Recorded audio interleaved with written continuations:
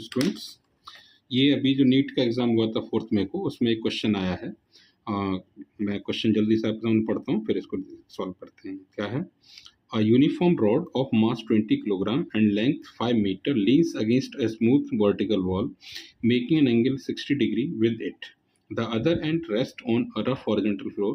The friction force that the floor exerts on the rod is, and take G is equals to 10 metre पर second square. और ये options दे रखे हैं first, second, third, fourth. ठीक है, उसके लिए मैंने डायग्राम आपके लिए ड्रॉ कर दिया है जो गिवन था वो। बस क्या है, ये वर्टिकल वॉल है, स्मूथ वॉल है। कैसी वॉल है? स्मूथ वॉल गिवन है ये। ठीक है, और ये रफ सरफेस है, राइट। ठीक है, अच्छा, इसका लेडर का weight vertically downward, ladder concept इसमें क्या लगेगा? देखिए, क्वेश्चन तो रॉड वाला है, लेकिन इसमें जो कॉन्सेप्ट है वो कौन सा लगेगा? लेडर का। और लेडर का कॉन्सेप्ट मतलब रोटेशनल इक्विलिब्रियम वाला लगेगा। क्या है?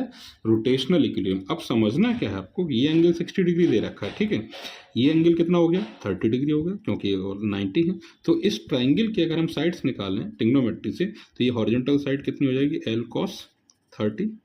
ठीक, और ये वर्टिकल साइड ये कितनी हो जाएगी? L sin 30, right. अब इस पॉइंट पर देखिए, इस पॉइंट पर जो लेडर है, वो जो रॉड है वो इधर मूव करेगी। किधर मूव करेगी? राइट साइड में। तो इस पर जो फोर्स ऑफ फ्रिक्शन है यहाँ पर, ये फोर्स ऑफ फ्रिक्शन इधर लगेगा, इस पॉइंट पर फोर्स ऑफ फ्रिक्शन।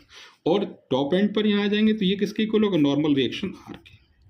अब ये नॉर्मल रिएक्शन इनटू ये परपेंडिकुलर डिस्टेंस, और इसका जो वेट है ये, और इनटू ये परपेंडिकुलर डिस्टेंस, बस ये अप्लाई कर देना। तो in rotational equilibrium, in rotational equilibrium, क्या ये आर और एफ एक ही बात है? तो एफ इनटू परपेंडिकुलर डिस्टेंस क्या है? L sin 30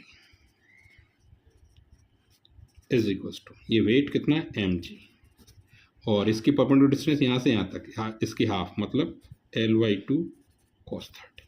ठीक, L और L तो कैंसिल हो गया, तो फोर्स ऑफ फ्रिक्शन जो कैलकुलेट करना था, F इज इक्वल्स टू आ गया mg/2, और cos 30 अपॉन sin 30 हो गया cot 30। वैल्यूज लगा दो, ये 20 इंटू 10 अपॉन 2, और cot 30 होता है √3। ये आपको गिवन था। सॉल्व किया तो फोर्स ऑफ फ्रिक्शन ये आ गया 100√3। ठीक, न्यूटन। तो कौन सा ऑप्शन करेक्ट हुआ? ऑप्शन करेक्ट हुआ आपका ये सेकंड वाला। ठीक, सेकंड ऑप्शन इज करेक्ट। ध्यान रहे, इस तरह का कोई भी क्वेश्चन होता है तो कॉन्सेप्ट जो लगाते हैं वो रोटेशनल इक्विलिब्रियम का लगाते हैं, क्योंकि ये वाला एंड इधर मूव करेगा और ये वाला एंड इधर मूव करेगा। आई होप समझ आया होगा। Thank you.